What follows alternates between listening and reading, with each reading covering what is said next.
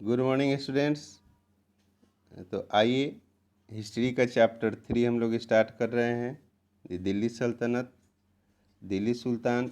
In this chapter we are going to study about the Delhi sultans, ठीक है, and their works, how the Delhi develop as a capital, इसको हम लोग देखेंगे।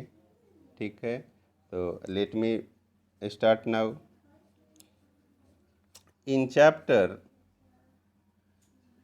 हमने अध्याय 2 में देखा कि कावेरी, है ना, डेल्टा जैसे क्षेत्र बड़े राज्यों के केंद्र बन गए थे।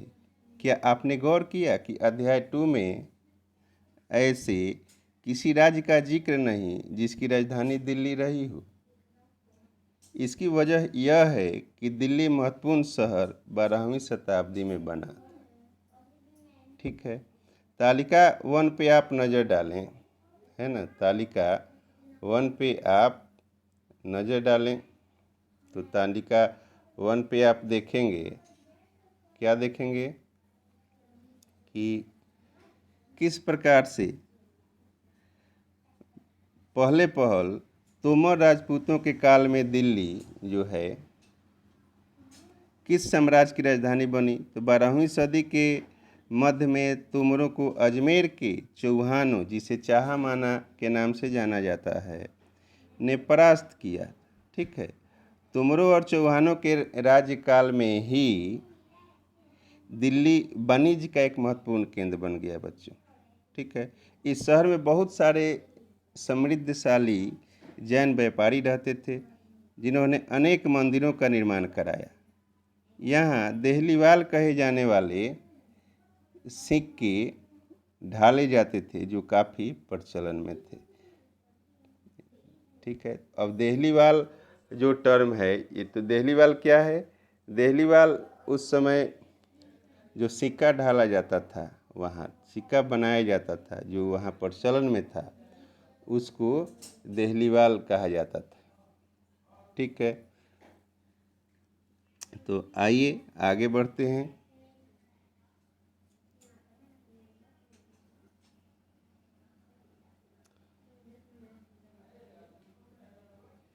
इसमें आप तालिका 1 पे यदि नज़र डालेंगे तो देखेंगे कि किस प्रकार से, है ना, किस प्रकार से दिल्ली 12वीं सदी के आरंभ में, है ना, 12वीं सदी के आरंभ में दिल्ली सल्तनत की स्थापना हुई। 12वीं सदी के आरंभ में दिल्ली सल्तनत की स्थापना हुई। इसके साथ दिल्ली एक ऐसी राजधानी में बदल गई जिसका नियंत्रण इस उपमहाद्वीप के बड़े क्षेत्र पर फैला था। ठीक है, तालिका 1 पर फिर से आप नज़र डालिए और उन 5 वंशों की पहचान कीजिए। ठीक है ना, 5 वंशों की पहचान कीजिए जिनसे मिलकर दिल्ली की सल्तनत बनी। ठीक है, जिस इलाके को हम आज दिल्ली के नाम से जानते हैं, वहाँ इन सुल्तानों ने अनेक नगर बसाए। मानचित्र 1 को देखकर आप दिल्ली, कोहना, सीरी और जहाँपनाह को भी पहचानिए। मानचित्र को देखकर आप इसको पहचान सकते हैं। जैसे कि मानचित्र को देखें तो यहाँ देखिए फिरोजाबाद, है ना, फिरोजाबाद, फिरोज शाह कोटला दिल्ली में देखिए क्रिकेट स्टेडियम में है ना। तो नाम से भी आपको पता चलता होगा कि इसको किसने, कौन सा वंश ने इसको डेवलप किया, इस जगह को। हौज खास, सीरी, जहाँपनाह, दिल्ली, कोहना, कुतुब मीनार, हौज सुल्तानी, तुगलकाबाद, आदिलाबाद, ये सब एरिया डिफरेंट रूलर्स अपने अपने समय में डेवलप किए थे। ये देखिए, ये है यमुना नदी। ठीक है, ये यमुना नदी है और यमुना नदी से इधर पश्चिम के तरफ ये दिल्ली था पहले। ठीक है, आज तो तो यमुना नदी के इस पार इसको पूर्वी दिल्ली कहा जाता है, बहुत आगे डेवलप हो गया है। तो इसके आगे बढ़े हम लोग, दी ट्रांसफॉर्मेशन है ना, दी ट्रांसफॉर्मेशन ऑफ दिल्ली 13th और 14th सेंचुरी। यही हमने बतलाया कि 13वीं सदी के आरंभ में दिल्ली की स्थापना हुई और इसके साथ ही दिल्ली एक राजधानी में बदल गई, जिसका जो नियंत्रण था है ना उपमहाद्वीप के बड़े बड़े क्षेत्र पे फैल गया था, जिस इलाके को हम आज दिल्ली के नाम से जानते हैं। यहाँ सुल्तानों ने अनेक नगर बसाए। ठीक है, तो दिल्ली के आप इसको मानचित्र के द्वारा आप देख सकते हैं।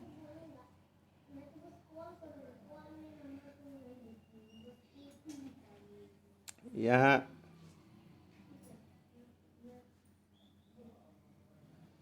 सबसे पहले मैंने क्या कहा कि राजपूत डायनेस्टी, सबसे पहले तोमर राजपूत और चौहान डायनेस्टी के कार्यकाल में ही दिल्ली एक शहर के रूप में डेवलप हुआ था। तो तोमर्स राजपूत, तोमर्स डायनेस्टी जो है early 12th century 1165, Anangapala dynasty 1130 to 1145, Chauhans आ गए फिर 1165 to 1192 तक। ठीक है, और पृथ्वीराज चौहान बहुत फेमस रूलर थे, आप लोग सीरियल भी देखते हैं पृथ्वीराज चौहान। ये रूल किए 1175 से लेकर के 1192 तक। ठीक है, उसके आगे बढ़ें तो तुर्किश रूलर आ गए, अर्ली तुर्किश रूलर है ना 1206 to 1290 तक। तो ये स्लेव डायनेस्टी थी। स्लेव डायनेस्टी की सबसे first ruler of Turkish ruler कौन था? कुतुबुद्दीन ऐबक है ना। Qutubuddin Aibak was the founder of slave dynasty 1206 to 1210 तक कुतुबुद्दीन ऐबक। उसके बाद शमसुद्दीन इल्तुतमिश 1210 से 1236। फिर शमसुद्दीन इल्तुतमिश की बेटी रजिया सुल्तान रूलर बनी। ठीक है, रजिया सुल्तान रूलर बनी 1236 से 1240 तक। रजिया सुल्तान के बारे में भी हम लोग पढ़ेंगे, गियासुद्दीन बलबन। तो ये कुछ रूलर थे स्लेव डायनेस्टी के। आगे बढ़िए तो देखिए खिलजी डायनेस्टी है ना। तो खिलजी डायनेस्टी के फाउंडर कौन थे? जलालुद्दीन खिलजी। इन्होंने 1290 से 1296 तक रूल किया। खिलजी डायनेस्टी का राज दिल्ली पे कब से कब तक रहा बच्चों? 1290 से लेकर 1320 तक। ठीक है, और जलालुद्दीन खिलजी के बाद अलाउद्दीन खिलजी शासक बने 1296 से 1316 तक। तो इस प्रकार से आप ये 5 वंशों की लिस्ट आप देख रहे हैं जिन्होंने दिल्ली पे राज किया और दिल्ली को कैपिटल बनाया। उसके बाद देखिए तुगलक डायनेस्टी। तुगलक डायनेस्टी इसके बारे में भी हम लोग पढ़ेंगे। तुगलक डायनेस्टी ने दिल्ली पे राज किया 1320 से लेकर 1414 तक। ठीक है, तुगलक डायनेस्टी की स्थापना घियासुद्दीन तुगलक ने किया। उसके बाद घियासुद्दीन तुगलक जो थे 1320 से लेकर 1324, फिर 1324 से 1351 फिरोज शाह तुगलक 1351 से 1388 तक राज किया दिल्ली पे। ठीक है, उसके बाद देखिए नेक्स्ट डायनेस्टी सईद डायनेस्टी। इन्होंने 1414 से 1451 तक राज किया। ठीक है, और इसी डायनेस्टी में जो नेक्स्ट रूलर हुए खीर खान, सईद डायनेस्टी का इन्होंने स्थापना किया। बहुत कम समय तक इस डायनेस्टी ने दिल्ली पे राज किया है 1414 से 1421 तक। ठीक है, उसके बाद नेक्स्ट जो डायनेस्टी रही Lodhi dynasty. Lodi dynasty, who was the founder of Lodhi dynasty question पूछता है। तो Bahlol Lodhi was the founder of Lodhi dynasty. Okay बच्चों, and he ruled on Delhi 1451 to 1489 तक। ठीक है, उसके बाद ये रहा आपका 5 डायनेस्टी जिन्होंने दिल्ली को बनाया। तो आपको 5 डायनेस्टी का नाम पता चल गया होगा। तोमर डायनेस्टी है ना, स्लेव डायनेस्टी, उसका Tughlaq dynasty, Sayyid dynasty, Lodi dynasty. तो इन्होंने दिल्ली पे राज किया और दिल्ली में अलग अलग जगहों पे अच्छे अच्छे भवनों का निर्माण कराया, जिसको आप आजकल हम लोग जाते हैं तो घूमते हैं, देखते हैं। चलिए आगे बढ़िए। तो इन सब राजाओं के बारे में जो हमें फैक्ट है वो कैसे मिलता है ना। दिल्ली सुल्तान के बारे में, दिल्ली सल्तनत के बारे में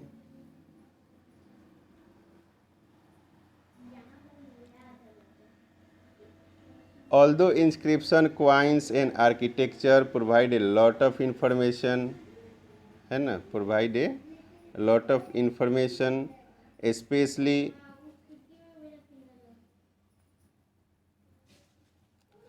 valuable are history। तो इतिहास में इनके बारे में जिक्र मिलता है जहाँ से हम लोग पढ़ रहे हैं। तो वह इतिहास इनके बारे में कौन सा है? तारीख है ना, सिंगुलर है, और त्वारीख प्लूरल है। Written in Persian. The language of administration, जो एडमिनिस्ट्रेशन का लैंग्वेज था वह क्या था? पर्शियन था, अंडर द दिल्ली सुल्तान। तो हालांकि अभिलेख, सिक्कों और सत्यापत्य भवन है ना, निर्माण कला के माध्यम से काफ़ी सूचनाएं मिलती है, मगर और भी महत्वपूर्ण वे इतिहास, जैसे तारीख हमने कहा है ना, जो सुल्तानों के शासनकाल में प्रशासन की भाषा जो है फारसी, पर्शियन मीन्स फारसी में लिखे गए थे। तारीख के जो लेखक होते थे है ना, तारीख के जो लेखक होते थे वो सचिव, प्रशासक, कवि और दरबारियों जैसे सुशिक्षित व्यक्ति होते थे बच्चों, है ना, जो घटनाओं का वर्णन भी करते थे, जो घटनाओं का वर्णन भी करते थे। और दरबारियों जैसे सुशिक्षित व्यक्ति होते थे जो घटनाओं का वर्णन भी करते थे और शासकों को प्रशासन संबंधी सलाह भी देते थे। ठीक है, वे न्याय संगत शासन के महत्व पर बल देते थे। ठीक है, तो अब देखिए इसके नीचे जो आप फिगर आप देखेंगे, ये सब फिगर है पांडुलिपि तैयार करना, है ना, मनुस्क्रिप्ट। तो मनुस्क्रिप्ट को तैयार करने की क्या विधि थी, तो इसमें दिया हुआ है। क्या दिया हुआ है?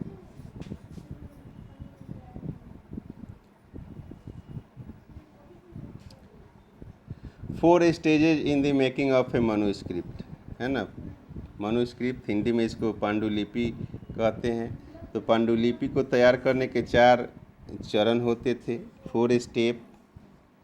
4 स्टेप कौन कौन होता था? पहले प्रिपेयरिंग द पेपर, पहले ये लोग पेपर प्रिपेयर करते थे जिस पे लिखना है। उसके बाद लिखते थे, राइटिंग द टेक्स्ट, यानी लिखते थे। उसके बाद महत्वपूर्ण जो शब्द था और अनुच्छेद इसमें, है ना, उनकी ओर ध्यान आकर्षित करने के लिए सोने को पिघलाकर उसका भी प्रयोग करते थे, यानी स्वर्ण अक्षरों में लिखते थे, ताकि जो सुल्तान हैं उनकी नज़र इस महत्वपूर्ण जो शब्द हैं, लाइन हैं, उस पर पड़ सके। फिर उसके बाद क्या करते थे?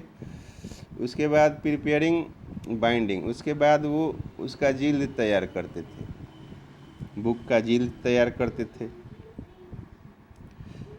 ठीक है, इसके आगे तब उसके बाद ये बुक उनका तैयार होता था, पांडुलिपि या मनुस्क्रिप्ट जो कहिए। ठीक है, उसके बाद देखिए, डू यू थिंक, करेक्ट, कि do you think the circle of justice is an appropriate term to describe the relationship between the king and his subject. तो द सर्किल ऑफ जस्टिस क्या है?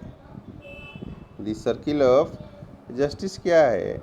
तो आप देखें, कहता है कि एक 13वीं सदी के इतिहासकार थे फ़क्रे मुदबिर ने लिखा था, फ़क्रे मुदबिर ने लिखा कि राजा का काम है सैनिकों के, राजा का काम सैनिकों के बिना नहीं चल सकता, ठीक है, और सैनिक वेतन के बिना नहीं जी सकते, और वेतन आता है किसानों के एकत्रित किए गए राजस्व से, ठीक है, मगर किसान भी राजस्व तभी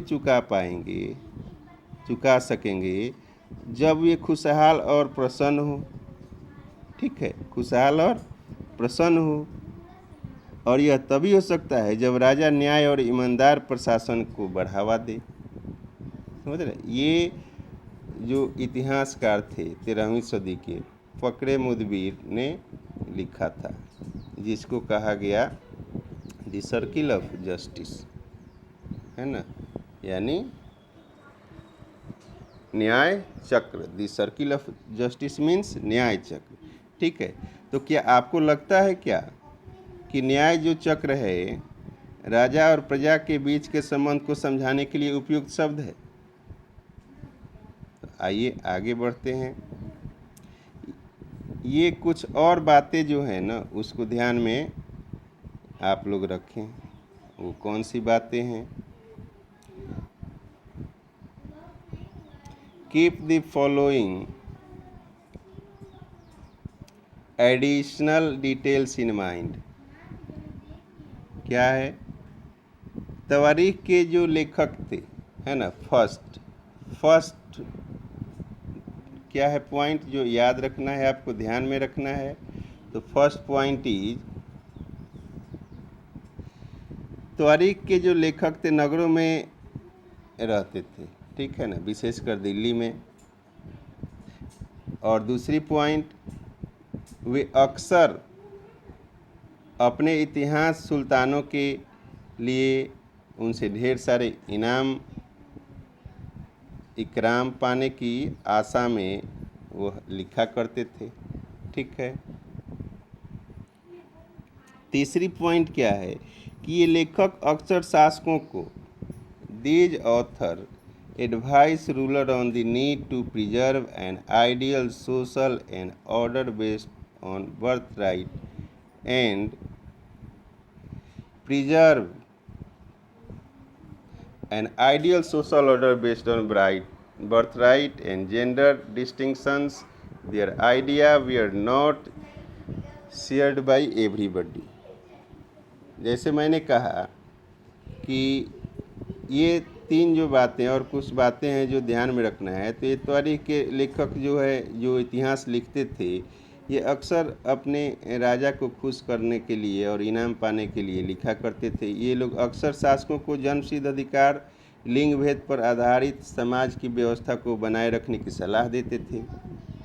उनके विचारों से सारे लोग सहमत नहीं थे, ठीक है। सन 1236 में सुल्तान इल्तुतमिश की बेटी रजिया सिंहासन पर बैठी, ठीक है। मैंने कहा,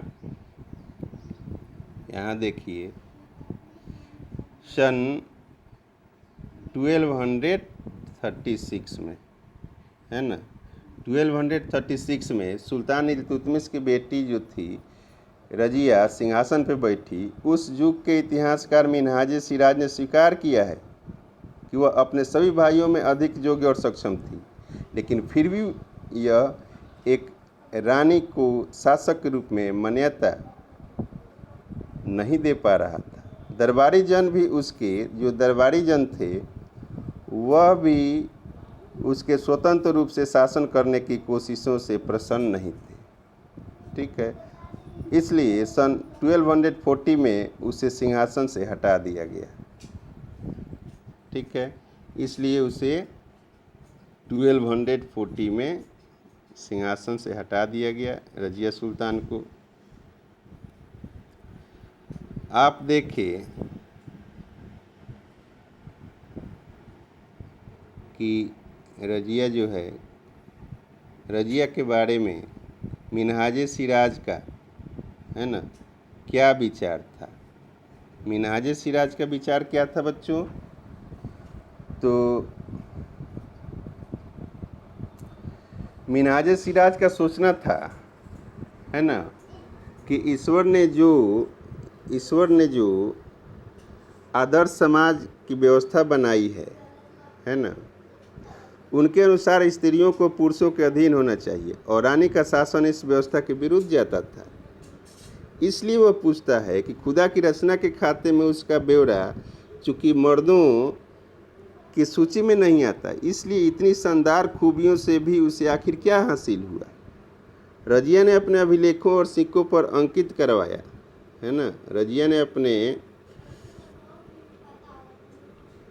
सिक्कों, है ना, और अभिलेखों पर अंकित करवाया कि वह सुल्तान इल्तुतमिश की बेटी थी।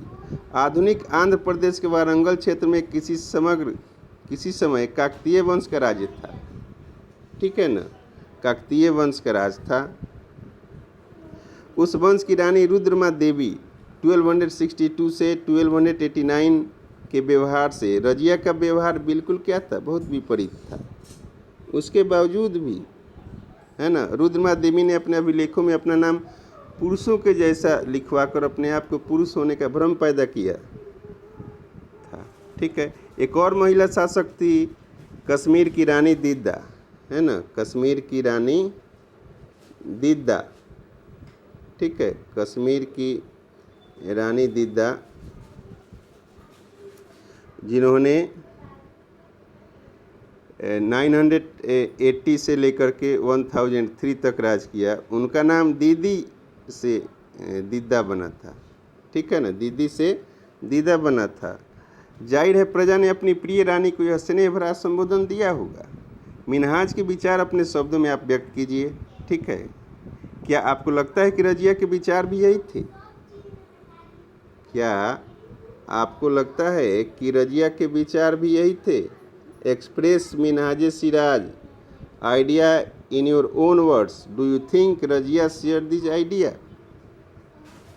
आपके अनुसार स्त्री के लिए शासक बनना इतना कठिन क्यों था, है ना? Why do you think it was so difficult for a women to be a ruler? तो ये आप अपने विचार लिख सकते हैं, ठीक है। आगे बढ़ते हैं। तो अभी हम लोगों ने ये पार्ट 1 हमने देखा, ठीक है। इसके बाद हम लोग नेक्स्ट पार्ट में इस वीडियो को कंटिन्यू करेंगे। तब तक के लिए बहुत बहुत धन्यवाद, ठीक है बच्चों। तब तक के लिए बहुत बहुत धन्यवाद।